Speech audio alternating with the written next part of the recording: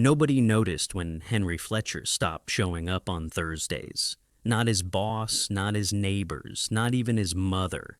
And that was exactly how he wanted it. It wasn't dramatic. No lightning bolt, no existential crisis, no whisper from the universe.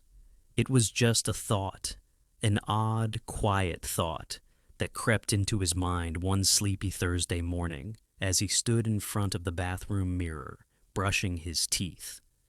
"I don't think I'll do Thursdays anymore," he said out loud, mouth full of foam. And so he didn't. That first skipped Thursday, he didn't go to work. He turned off his phone, grabbed a light jacket and his old leather-bound journal, and just walked. The air was cool. The city was quieter than usual, almost as if it was holding its breath. Henry strolled through side streets he'd never noticed before. He found a small cafe called the Hollow Bean, where the barista smiled like she knew a secret, and the espresso tasted like sunlight after rain. For hours, he sat by the window, watching people pass, scribbling lines of thought he hadn't let himself have in years. At noon, he ordered a blueberry muffin that crumbled like sand in his hands. At 2, he wandered into a second-hand bookstore with a bell that jingled like wind chimes and aisles that felt like a maze. The strange part? Nobody called. Not his manager, not his coworkers. It was as if Thursdays didn't matter, like he'd found a gap in the system, an invisible crack in the wall of routine. And so, he kept skipping them. Every week he erased the day from his calendar like it never existed. Fridays rolled in as usual, no questions asked. The world continued spinning, completely unaware that Henry Fletcher had quietly declared war on Thursdays. But the more he avoided them, the stranger they became. On his 4th skipped Thursday, Henry discovered a street that didn't exist on any map, Willoughby Lane.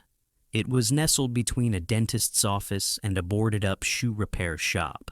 The entrance was narrow and lined with old lampposts, each one glowing faintly even in daylight. As he stepped through, the noise of the city faded behind him like a dim memory.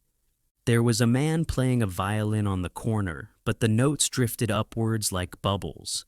A cat with a monocle stared at him from a windowsill. And then he met her.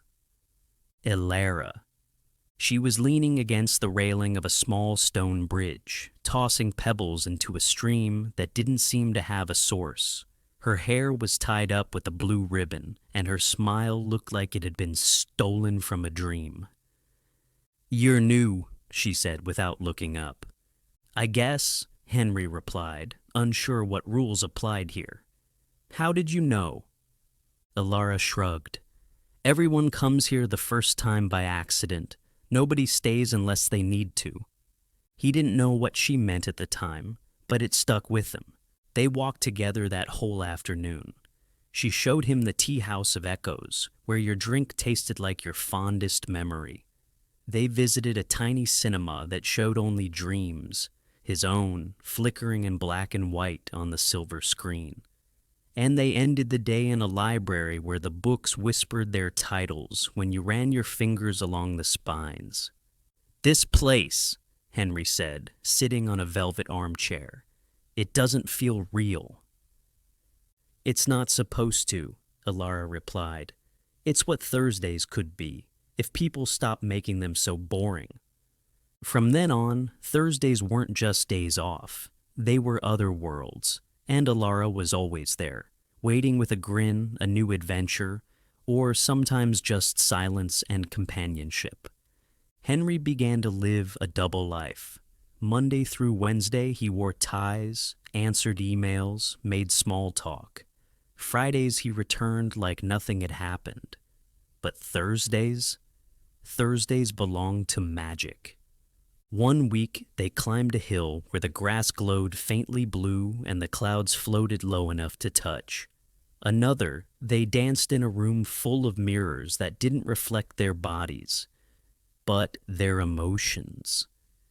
The bond between Henry and Elara grew. Not romantic, not entirely platonic.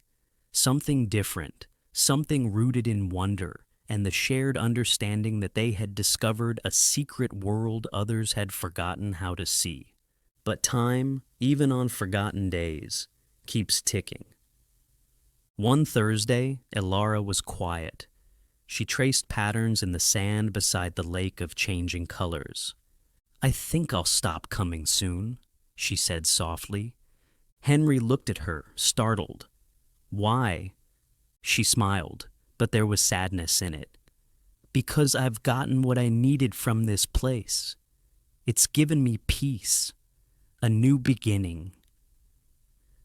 "And what am I supposed to do without you?" he asked. "You'll find your own reasons to keep coming, or to stop," she said. "Just don't forget what Thursdays taught you." He didn't say goodbye. She was gone before sunset. Henry kept skipping Thursdays, though they felt different without her, quieter, but still full of quiet magic. Sometimes he met new faces, people like him, wandering in search of something they couldn't name. Sometimes he simply sat by the stream and wrote in his journal. He started drawing again. He started smiling more, even on the days he did return to work. And eventually he did tell someone. A woman he met on a Monday. Her name was Lila. She laughed too loudly and loved thunderstorms. One night he whispered to her about the Thursdays he skipped, waiting for her to call him crazy. Instead, she leaned closer and said, "Take me with you next time."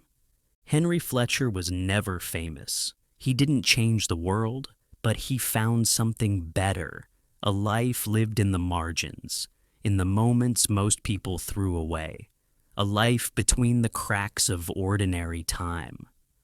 And all it took was skipping one forgotten day of the week.